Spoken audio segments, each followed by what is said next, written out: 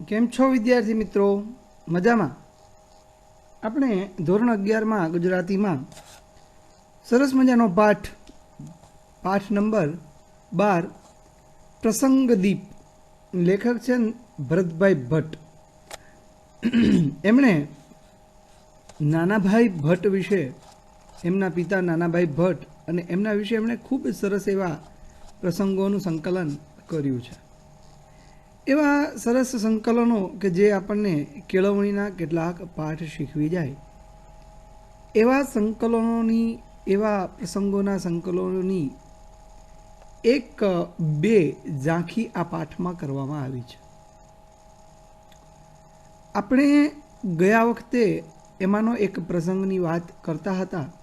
એમાં આપણે જોયું હતું કે તોફાન દિન કેળવણીનું ઉર્મી કાવ્ય, એ પ્રસંગની ઘટનાની આપણે વાત કરતા કે બાળકોના મનમાં સહેજે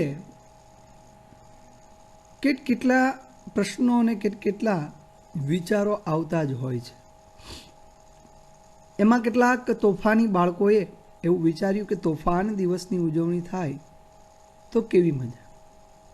કેટલીક છૂટછાટ લેવાના ઈરાદાથી આ તોફાન દિનની ઉજવણીનો પ્રસ્તાવ જ્યારે નાનાભાઈ ભટ્ટ પાસે આવે છે, ત્યારે નાનાભાઈ ભટ્ટે એવો વિચાર કર્યો કે આ બાળકોને વાળી લેવાની વાત હોવી જોઈએ.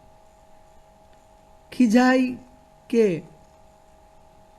એના મનના જે વિચારોને તોડી પાડવાની વાત નહીં, પણ એને કઈ રીતે વાળવા, ત્યારે નાનાભાઈ ભટ્ટે એને હા પાડે છે. તોફાન દિનની ઉજવણીની શરૂઆત થાય છે.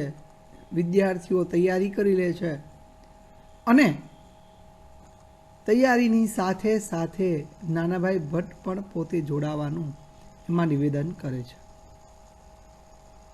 પોતે જોડાવાના છે, નાનાભાઈ ભટ્ટ પોતાની સાથે જોડાવાના છે, એવું વિચારીને દરેક બાળકો ખૂબ આનંદમાં છે. એ જ વખતે નાનાભાઈ ભટ્ટ કેટલાક વિદ્યાર્થીઓ જે આગેવાન મંડળીમાં નહોતા, જે લોકો આ તોફાન દિનની ઉજવણીનો પ્રસ્તાવ લઈને નહોતા આવ્યા, એવામાંથી 5-7 બાળકોને, વિદ્યાર્થીઓને પોતાના ઓફિસમાં બોલાવી કાર્યાલયમાં એ બાબતની ચર્ચા કરે છે અને કહે છે કે હું તમને મારી સાથે રાખીશ. તોફાન દિન વખતે હું તમને મારી સાથે રાખીશ. આપણે સાથે તોફાન કરવાના છે. તોફાનનું લિસ્ટ બનાવતા આગેવાનો જે હતા, જે તોફાન દિનની ઉજવણી માટેની પ્રસ્તાવ લઈને આવેલા, એ આગેવાનોના નામ લઈ નાનાભાઈ ભટ્ટ એક પછી એક તોફાન સૂચવે છે.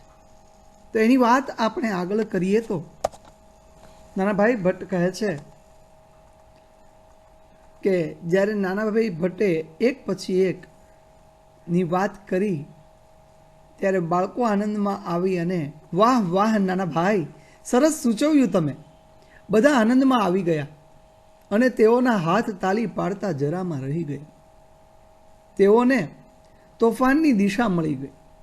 યાદીમાં ઉપરનું લખાણ છે ત્યાં બીજા આગેવાનને સંભાળતા નાનાભાઈ કહે, લખો, ગિરીશની બાબરીમાં રાત્રે કાતર ચલાવવી. બાબરી એટલે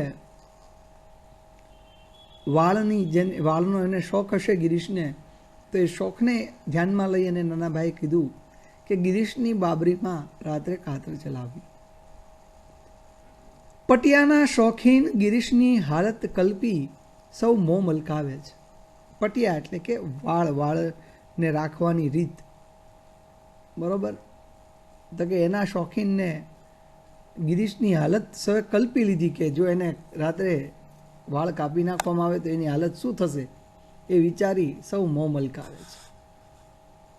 ત્યાં એક વિદ્યાર્થીએ ત્રીજું નામ દઈને કહ્યું, મહેન્દ્રનું ટાંકું તોડીને તેમાં કરેલું સુશોભન બગાડી નાખ. મહેન્દ્રનું ટાંકું એટલે કે જે ટ્રંક, બેગ આવે, પહેલાં પતરાની જે પેટી આવતી એને ટાંકું કહીએ, અને એમાં કરેલું સુશોભન, એમાં સારી રીતે રાખેલું બધું, એ બગાડી નાખ. જુઓ, હવે તમે સૌ તમારી રીતે યાદી વધારતા જજો અને મને મળતા રહેજો. દરેક તોફાન માટે જરૂરી વસ્તુઓ પણ ભેગી કરજો, અને હા, કોઈને ગંધ સુદ્ધા ન આવી જોઈએ, નહીંતર મજા મારી જશે. એક કાબેલ શતરંજ ખેલાડીની અદાથી નાના ભાઈ પોતાની ચાલના પરિણામોના પૂર્વાનુમાન સમજી લઈ જાણે અલિપ્ત બની ગયા. અલિપ્ત બનવું એટલે કે જાણે એની સાથે કોઈ લેવા દેવા જ ન હોય એવી વાત નાના ભાઈએ કરી દીધી. ગયેલા છોકરા કંઈ મૂંગા રહી શકે? તરત વાત ફેલાઈ ગઈ. પ્રવીણ, ગિરીશ, મહેન્દ્ર આવ્યા નાના ભાઈ પાસે. નાના ભાઈ, કોઈની બેગમાંથી નવા કપડાં કાઢીને તેને કાતર મુકાય? નાના ભાઈએ ધાર્યો હતો તેવો જ પ્રશ્ન પ્રવીણે પૂછ્યો. કોઈક એવું તોફાન કરે તો આપણાથી ના કેમ પડાય? નાના ભાઈએ ઠંડે કલેજે કહ્યું. પણ તો નાના ભાઈ, અમને કેટલું બધું નુકસાન જાય. નુકસાન તો જાય જ ને. આ તો તોફાન દિન છે. રસોડામાં પણ ગોળ ખાંડનું નુકસાન થશે ને? નાનાભાઈ ગંતવ્ય તરફ આગળ વધતા બોલ્યા.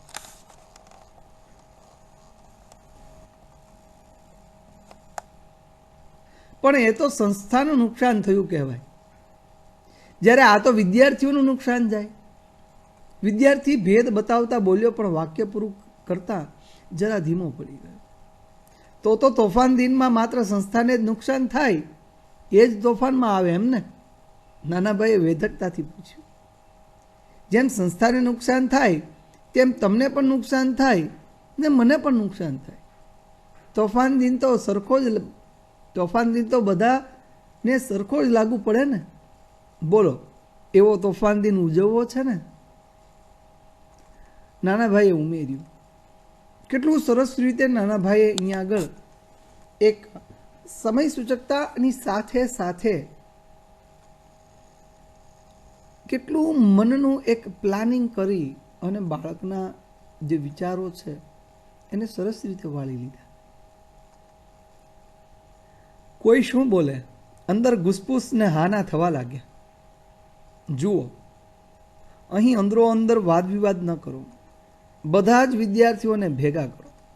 તોફાન દિન રાખવો કે નહીં તે પણ સૌએ સાથે મળીને જ નક્કી કરીએ, નાનાભાઈએ કહ્યું.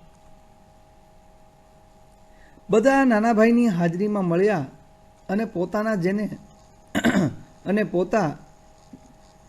જેને આકર્ષક અને લાભપ્રદ કાર્યક્રમ માનતા હતા તેની પર ગંભીરતાથી ચર્ચા વિચારણા કરી. જેઓ તોફાન દિનની મધુર કલ્પનાઓના સર્જન માટેનું ફળદ્રુપ ભેજું ધરાવતા હતા તેઓએ જ આ સભામાં તોફાન દિન બંધ છે તેમ જાહેર કરી. શતરંજ કહો, નાટક કહો, યુદ્ધ કહો, જે કહો તે, પણ તેના ખેલનારા જુદા હતા ને તેને ખેલવનારા દૂર અદૃશ્ય અલગ હતા. નાનાભાઈએ આમ યુવા કેળવણીની એક અદ્ભુત ચાલ ચાલી બતાવી. તો એક વિચારવા જેવી વાત છે કે નાનાભાઈએ કેટલી સરસ રીતે વિદ્યાર્થીઓના જે વિચારો છે એને કઈ રીતે વાળી શકાય એનું એક અદ્ભુત ઉદાહરણ નાનાભાઈ ભટ્ટે આપણા સામે મૂક્યું છે. તો આ વાત આપણે સમજી ગયા હશો. તમને આજનો જે પાઠ છે પ્રસંગદીપ તોફાન દિન કેળવણીનું ઉર્મી કાવ્ય એ ખરેખર તમને સમજાઈ ગયું હશે. આમાં કાંઈ સમજવામાં આવ્યું હોય તો તમે મને કહી શકો છો.